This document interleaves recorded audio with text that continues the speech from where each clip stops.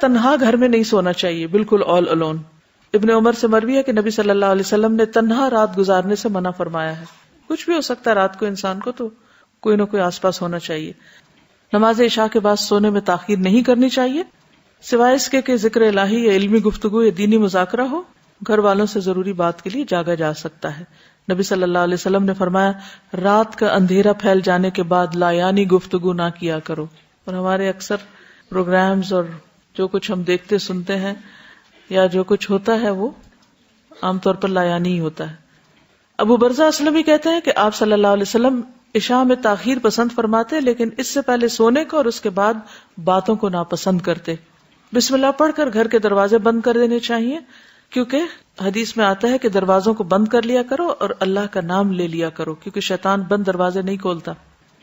سونے سے قبل آگ وغیرہ بجھا دینی چاہیے، خصوصاً سردی کے موسم میں گیس کے ہیٹرز وغیرہ بند کر دینے چاہیے. نبی صلی اللہ علیہ وسلم نے فرمایا جب سونے لگو تو گھر میں آگ کھلی نہ چھوڑو. ایسی جگہ سونے سے پرہیز کرنا چاہیے جہاں تازہ ہوا نہ آئے. ایسی چھت پہ نہیں سونا چاہیے جہاں منڈیر نہ ہو. رسول اللہ صلی اللہ علیہ وسلم نے فرمایا جو شخص کسی ایسی چھت پہ سوئے جس کے گرد کوئی منڈیر یعنی دیوار وغیرہ نہ ہو تو اس سے ذمہ اٹھ گیا، یعنی وہ اٹھ کے بازلوں کو چلنے کی عادت ہوتی اور چھت سے نیچے جا گرا مر گیا تو پھر اس کا اپنا قصور ہے. برا بن عازب کہتے ہیں کہ نبی صلی اللہ علیہ وسلم نے فرمایا جب تم رات کو بستر پر لیٹو تو نماز کی طرح وضو کر لیا کرو، یعنی سونے سے پہلے وضو کر کے سونا چاہیے، کیونکہ اس کے بارے میں آتا ہے کہ جو شخص باوضو رات کو سوتا ہے اس کے بستر میں فرشتہ رات گزارتا ہے. جب بھی وہ رات کی کسی گھڑی میں نیند سے بیدار ہوتا ہے فرشتہ کہتا ہے اللہ اپنے فلاں بندے کو معاف کر دے، اس لیے کہ وہ باوضو سویا. ساری رات فرشتے دعائیں کرتے رہتے ہیں. حدیث میں آتا ہے جو مسلمان باوضو ہو کر اللہ کا ذکر کرے اور ذکر کرتے ہوئے سو جائے، پھر رات کے کسی حصے میں اس کی آنکھ کھل جائے اور وہ اللہ سے دنیا اور آخرت کی خیر مانگے تو اللہ تعالیٰ اس کو عطا فرما دے گا، یعنی دعائیں بھی قبول ہوتی ہیں ایسے شخص کی.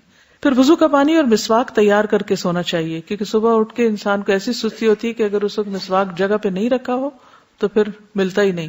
سعد بن ہشام سے روایت ہے کہ ام المومنین سیدہ عائشہ رضی اللہ تعالی عنہا نے رسول اللہ صلی اللہ علیہ وسلم کے وطر کے متعلق بیان کرتے ہوئے بتایا ہم آپ کے لیے مسواک اور وضو کا پانی تیار کر کے رکھ دیتے تھے.